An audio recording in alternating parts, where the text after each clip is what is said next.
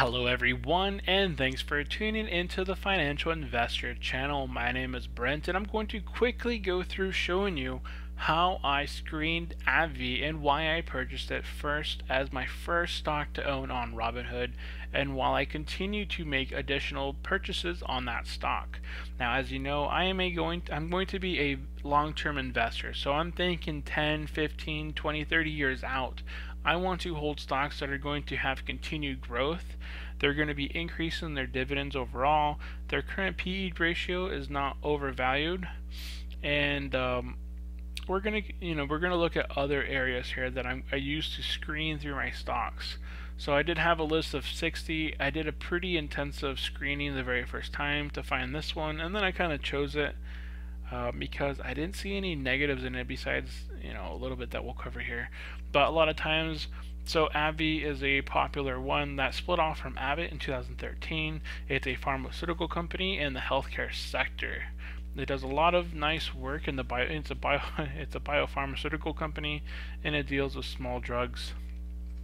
So a lot of times the very first thing you're going to do is you hear something, AbbVie, you're going to look it up yourself. You're going to go to Google, type it in, see what the 1 year return is, see what the 5-year growth is, see what the PE, see what the dividend is. Because this is a dividend stock, it did interest me, so I went and looked it up. And its 1 year potential was around 11%, so good 1 year. 5-year growth was around 117%, so really good growth. We'll say 120 divided by 5 is 22% average per year, so really good growth overall. So the dividend yield being really high is just it's frosting on top. Now another thing you might want to look at is you might begin to want to look at articles pertaining to that specific stock. Besides Yahoo Finance, I wouldn't go into anything such as Seeking Alpha, Market Watch, Monthly Fool. A lot of these titles here, like AbbVie, too risky. They're designed to catch your eye, make you read them. They're going to begin warding you away from making your purchase. You want to do your own research. Always do your own research. Never listen to analysts. If analysts are telling you to sell, the main thing you're going to be wanting to do is buy, because a lot of those people that are listening to these analysts are going to be selling off their shares, and you're going to be able to buy in at a much better value.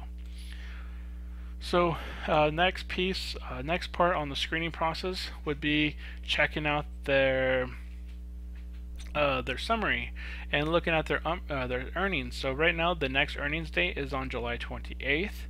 So the next earnings report, a lot of times you'll see people they'll sell off their shares before the earnings report, because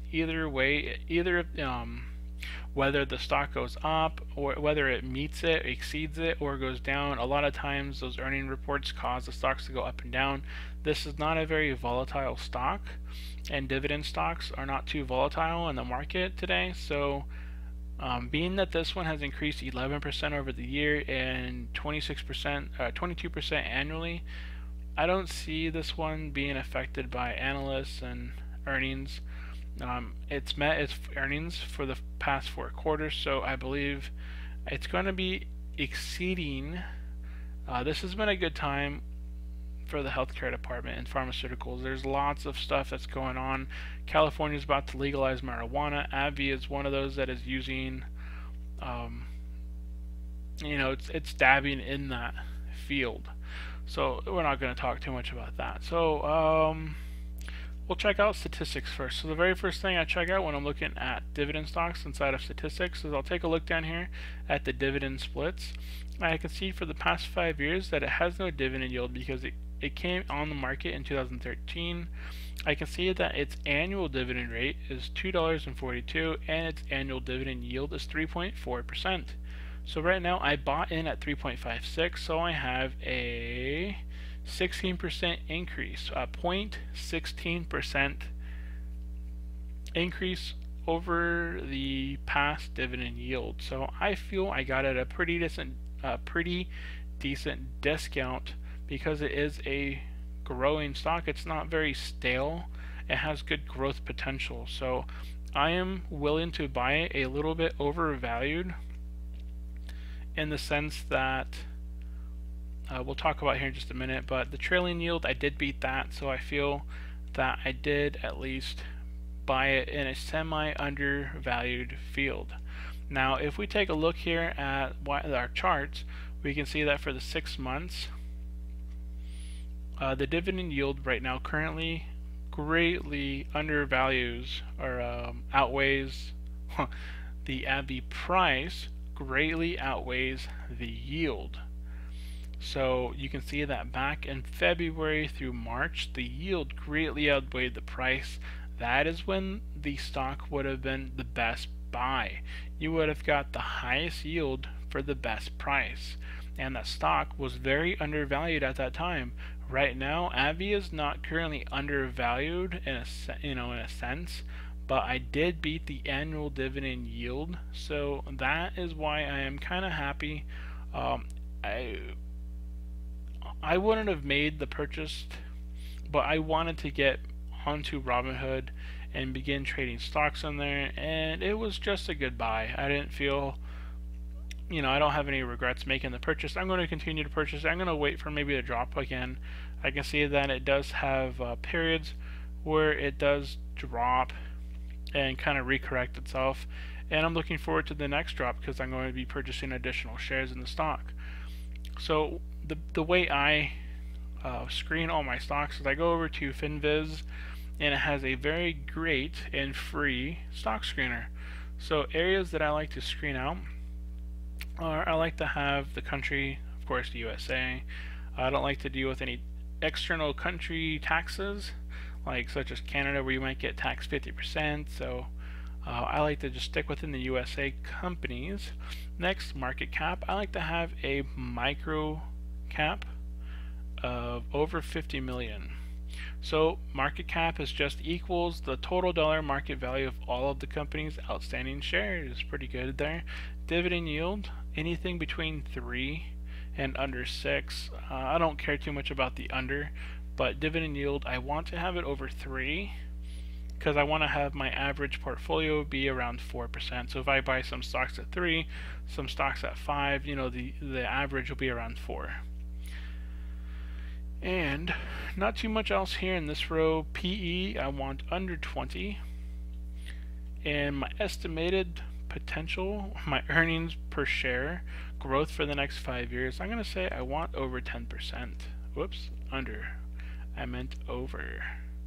My payout ratio, this is a pharmaceutical company, but just in general, I like to have under 70%. That way, payout ratio, the percentage of the earnings paid to the shareholders aren't going to affect the overall growth of the company. They're still going to be able to continue growth within the company while providing a nice dividend yield and payout to the shareholders.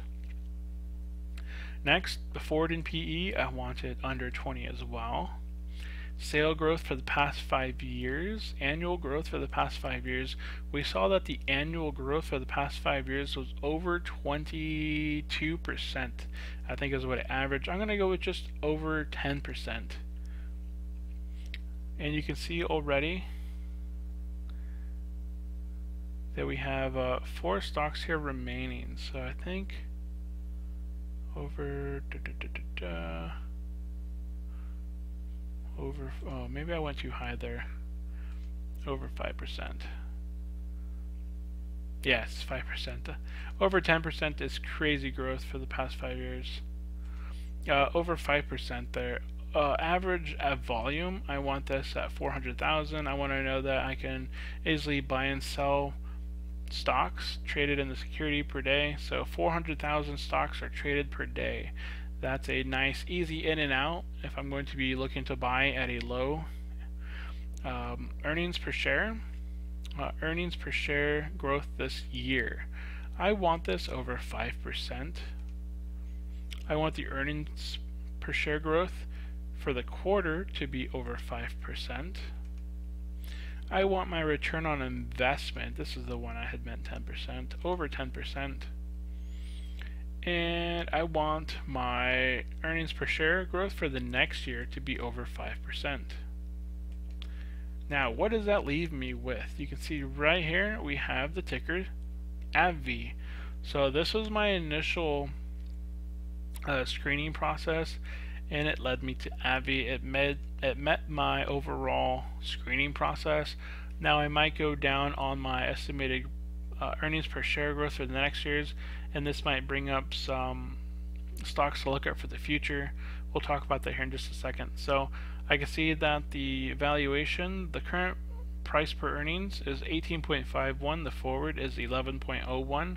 So it's going to be lower in there, the price per earnings, so it's going to increase there. Financial, dividend 3.56. Has a little bit of long-term debt and current debt. Has the earnings report on July 28th, so we'll make another video there. I like AbbVie, so I'll probably be making videos on it here in the future. Ownership wise, performance for the week is negative 0.83. That is why I bought into the stock. I saw that dip, it was time to go in. Performance for the month, performance for the quarter, good performance for the quarter. Performance for the year, 9.74%. Year to date, 14.79. So you can see the volume is 4 million. Let's see what else here. Technical wise, not too much. We can check out their chart. So their chart shows that they do have growth potential. They never fall below. You can see their I forgot what it's called. It's too late. It's almost midnight. They never fall below the blue bar. I can't think of the name right now. I currently bought in at 71.88. You can see that they're going to be continuing their growth. It's going to fall down maybe a little bit more, but it's going to continue up in this area up here. 76 was their forwarding annual estimate. And I believe that's all of the basic information I look at. We can see the basic information overall, just a nice chart there. So that is my screening process. There was one other stock that I had looked at. If I knock these out, oh, it was Cisco.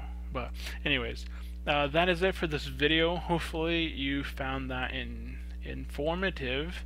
If you have any other websites yourself that you use to screen your stocks through, or follow a different type of filter, go ahead and leave that in the comments below. I'm always interested in finding out what other investors are doing to screen their stocks. What are you invested in? So that is it. Thanks for tuning into the channel. We will be focused on setting ourselves up financially for the future and becoming a financial investor. If you enjoyed the video, please remember to like, comment, and subscribe for future financial videos. Thanks for tuning in, and I will see you next time. Bye.